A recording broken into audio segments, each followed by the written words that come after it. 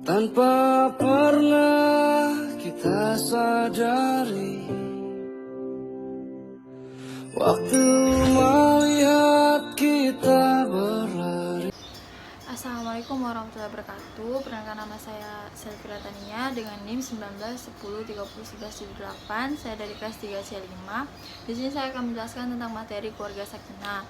Nah, yang pertama ada pengertian dari keluarga sakinah, di mana jika dilihat dari asal kata, istilah ini terdiri dari kata keluarga dan sakinah. Keluarga itu berasal dari bahasa Indonesia, nah sedangkan sakinah itu berasal dari bahasa Arab. Dalam Kamus Besar Bahasa Indonesia, kata keluarga itu merupakan golongan masyarakat terkecil yang terdiri dari suami istri, baik beserta ataupun tanpa anak, sanak saudara ataupun kerabat. Nah, keluarga itu dimaknai sebagai orang seisi rumah terdiri dari orang tua dan dapat kedua orang tua atau salah satu orang tua itu seperti bisa ibu atau ayah beserta anak-anaknya, dan dapat juga bersama anggota keluarga lainnya yang menjadi tanggungan dan orang yang membantu dalam keluarga tersebut. Adapun sakinah itu berasal dari bahasa Arab, sakana yaskunu sukana, artinya tenang, senang, diam, tidak bergerak, menempati rumah, memakai tanda sukun. As-sakinah yaitu bermakna at-tumaninah, yaitu wal waqar wal mahabbah, artinya ketenangan, kemuliaan dan kehormatan. Nah, dengan demikian, keluarga sakinah itu dapat didefinisikan sebagai bangunan keluarga yang dibentuk berdasarkan perkawinan yang sah dan tercatat di kantor urusan agama, yang dilandasi saling menyayangi dan menghargai dengan penuh rasa tanggung jawab dalam menghadirkan suasana kedamaian, ketentraman, dan kebahagiaan hidup di dunia dan akhirat yang diridhoi oleh Allah Subhanahu wa taala. Nah, yang kedua itu ada landasan keluarga sakinah. Keluarga sakinah itu dibentuk berlandaskan pada tauhid, yaitu adanya kesadaran bahwa semua proses dan keasasan kehidupan berkeluargaan itu harus berpusat pada Allah Subhanahu wa taala. Nah, Allah berfirman dalam Al-Qur'an surah Al-Baqarah ayat 284 yang artinya kepunyaan Allah lah segala apa yang ada di langit dan apa yang ada di bumi. Dan jika kamu melahirkan apa yang ada di dalam hatimu atau kamu menyembunyikannya, niscaya Allah akan membuat perhitungan dengan kamu tentang perbuatanmu itu.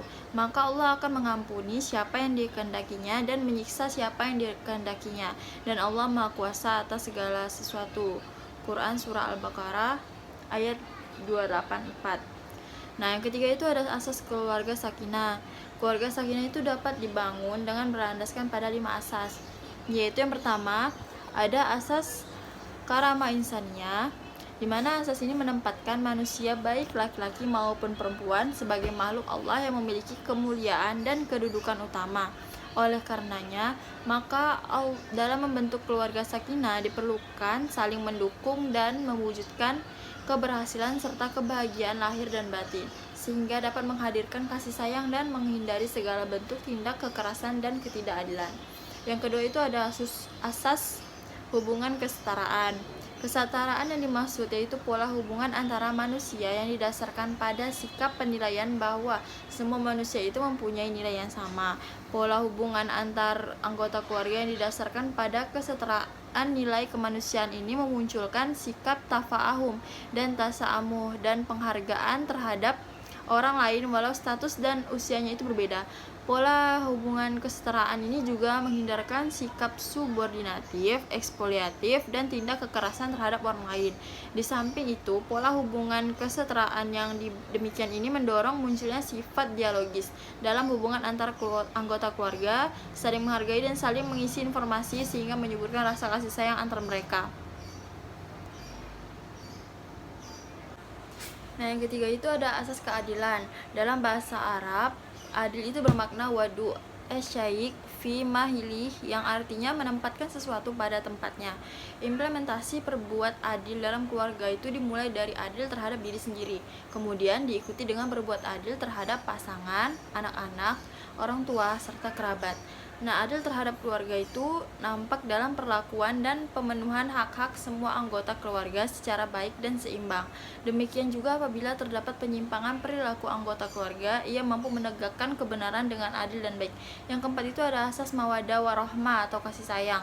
Mawaddah dimaknai sebagai kasih sayang yang lahir dari interaksi fisik, sedangkan arwahmah adalah kasih sayang yang lahir dari interaksi batin. Bagi kehidupan keluarga, mawaddah dan arwahmah merupakan perekat antara anggota keluarga yang menimbulkan rasa saling pengertian, penghormatan, tanggung jawab antara anggota satu dengan yang lainnya. Nah, yang kelima itu ada asas pemenuhan kebutuhan hidup sejahtera dunia dan akhirat. Kebutuhan mendasar itu adalah kebutuhan yang pertama ada kebutuhan spiritual, yaitu kebutuhan untuk mencari, mendekat dan berlindung kepada Allah Subhanahu wa taala. Yang kedua itu ada kebutuhan ubudiyah, yaitu dorongan untuk menghamba, mengabdi dan taat kepada Allah Subhanahu wa taala. Yang ketiga, manusia memiliki potensi kekhalifahan, yaitu kesadaran untuk berperilaku dan mengelola serta mengeksplorasi alam semesta secara baik dan benar. Selanjutnya ada kebutuhan jasadiyah, yaitu yang mendorong agar dirinya itu bertahan secara fisik dengan adanya dorongan pemenuhan kebutuhan biologis. Nah, yang terakhir ada kebutuhan berpikir, yaitu seperti ingin tahu, ingin belajar, dan ingin berkembang. Potensi ini merupakan dasar kemampuan intelektual yang dapat meningkatkan derajat insan beriman. Terus yang keempat ada tujuan pembentukan keluarga sakinah. Pembentukan keluarga sakinah ini pada prinsipnya itu memiliki dua tujuan. Nah, tujuan yang utama itu terkait dengan eksistensi kemanusiaan dan kemasyarakatan. Yang pertama ada mewujudkan insan bertakwa. Insan yang bertakwa adalah manusia yang semua potensi kemanusiaannya itu dapat berkembang optimal sehingga menjadi pribadi muslim yang kafah atau utuh dan tercermin dalam semua perilakunya dalam seluruh aspek kehidupan. Terus yang kedua itu ada mewujudkan masyarakat yang berkemajuan. Keluarga merupakan unit terkecil dari masyarakat. Keluarga itu harus dapat mencerminkan masyarakat yang ideal, yaitu masyarakat yang berkemajuan, berdaya, dan bahagia lahir dan batin. Inilah masyarakat ideal yang disebutkan dalam Al-Quran sebagai baldatun toyibatun warobun ghafur, yaitu masyarakat adil makmur, penuh ridho Allah. Terus yang kelima ada hak dan kewajiban suami istri, yaitu hak dan kewajibannya yaitu menafkahi, memperlakukan istri dengan baik, menghormati orang tuanya, melindungi dan menjaga serta menggauli istri dengan baik dan berlaku adil. Selanjutnya ada kewajiban istri. Nah, kewajiban istri yaitu harus taat terhadap suaminya, tidak berlaku durhaka terhadap suaminya dan berhias untuk suaminya, lalu memelihara kehormatan dan harta suami.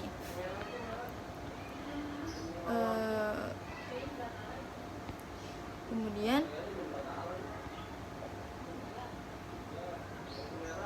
keluarga yang mawaddah dan arwahmah itu menjadi sumber suasana ketentraman, kedamaian, keharmonisan, kekompakan, kehangatan, keadilan, kejujuran, dan keterbukaan dalam berumah tangga. Itu untuk terwujudnya kebaikan hidup di dunia dan akhirat yang diridhoi oleh Allah Subhanahu wa taala. Yang kelima ada asas pemenuhan kebutuhan hidup sejahtera dunia dan akhirat. Setelah itu pola hubungan kesetaraan itu juga menghindarkan sikap yang seperti tindak kekerasan terhadap orang lain. Di samping itu, pola hubungan kesetaraan yang dimiliki ini mendorong munculnya sifat dialogis dalam hubungan antar anggota keluarga, saling menghargai dan saling mengisi informasi sehingga menyuburkan rasa kasih sayang antar mereka. Sekian penjelasan dari saya, kurang lebihnya saya mohon maaf. Wassalamualaikum warahmatullahi wabarakatuh.